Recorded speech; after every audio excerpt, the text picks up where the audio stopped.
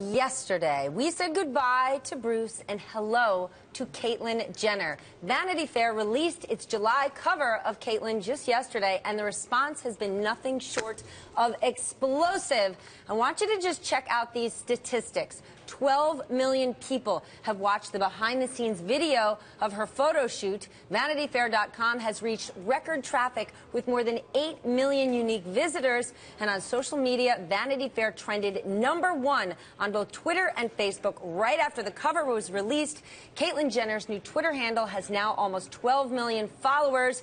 Even the president tweeted at her. Chris Mitchell is the publisher and chief revenue officer of Vanity Fair.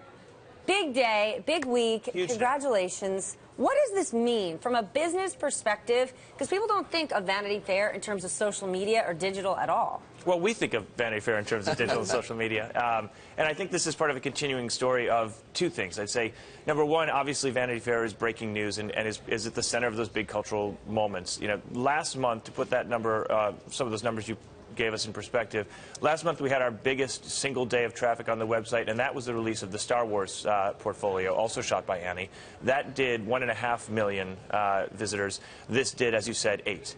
So, you know, the numbers here are just so beyond anything we've ever seen.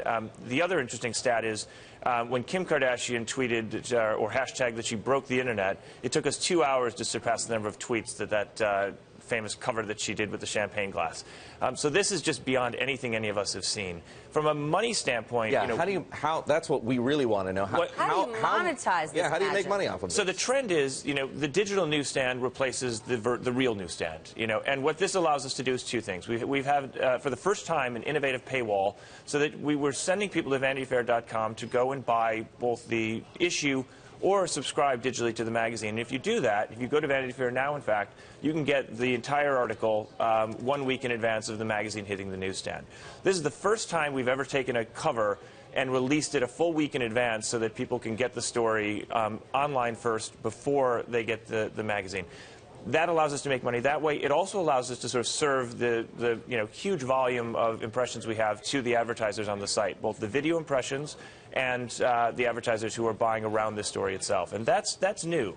Will we ever get to a point, Chris, where the advertisers can choose to advertise in the printed edition of the magazine after everybody knows what the cover is? So, for example, I don't know whether this is possible, probably not enough runway left before the magazine actually lands on my doorstep.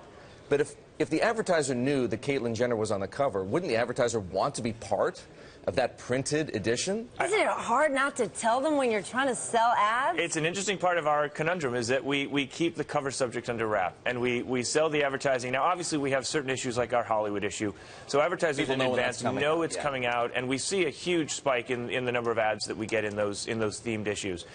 You know, it's a little more difficult when you're doing it around news events like this, because, you know, there are advertisers who, of course, would love to embrace the topicality, and, of course, now we've seen how well it's been received. The magazine is, in fact, at the printer. You didn't think it was going to be well received? Well, because of the nature of this, you know, we're seeing just an amazing, and we knew, I think, after the Diane Sawyer interview, because this was well planned when that interview happened, and after that, we saw such an amazing outpouring of support from the LGBT community, as well as from the greater, you know, population as a whole. So that was, I think, our first indication that this was just going to be not just a huge traffic driver, but just a really sort of warm welcome for Caitlyn. About 6 months ago, I had a chance to sit down with Graydon Carter, and we talked about sort of this digital revolution and what it means to VF. Let's take a look. We're kind of blessed. We're a monthly magazine, so we're not competing with the internet. If you're a weekly or a daily, I think it's rougher. And you know, my goal is that if there's one magazine left on this earth, I plan to make it Vanity Fair. And the fact is, we do something that you rarely get on the internet. We tell great stories, and they're in the hands of great writers, and we team those up with great photographs. In true Vanity Fair style, you're not competing with the internet, you just won it. So what is the strategy after this in terms of how do you maintain? You had 8 million unique views yesterday. How do you keep this party going? Well, I think the reality is we're not going to maintain that same spike of traffic. Oh, yes. There will always be these sort of great gold rush spikes. And I think Graydon is the best editor in this business because he knows how to sort of capture a story and he knows how to find that scoop. This is just another in a tradition we've had. Think of the release of the first photos of Suri Cruz. These are these great moments, and Graydon has made it the mission of Vanity Fair to be at the center of it. So that's naturally, in this day and age, a digital story. And then you can sort of commemorate that or memorialize that with there's a reason Caitlyn chose Vanity Fair, because he wanted this to live on, as he said, with the magazine. So to your point... She.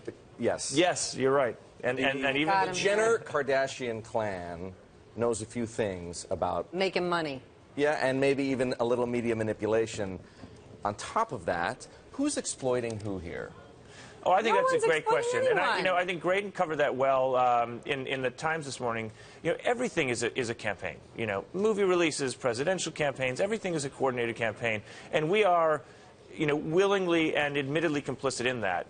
That is part of the nature of what we do. We are capitalizing on this amazing news event, and Caitlyn is capitalizing on her ability to roll out a Twitter account and this cover story, and obviously what she's going to be doing on reality television and many other things, both for profit and I'm sure for her own. So you're both personal. Exploiting each other equally. I think there's nothing wrong with that. This is a capitalist and commercial business, and we are thrilled that we can monetize this even better now because of the digital resources than we could when we just had a magazine. So it's a great move forward as a business, as a media business. This is the way we want to live. We want to have a dynamic, robust, thick magazine, and we want to have these amazing moments online where we can monetize. There's no question. If you could do this every month, that is if we could do this every month, we'll be in great shape. Congratulations! Thank you so much. Huge Thank you, success, guys. Vanity Fair. And for Caitlyn Jenner, that is Chris Mitchell. He's Vanity Fair's publisher and chief revenue officer.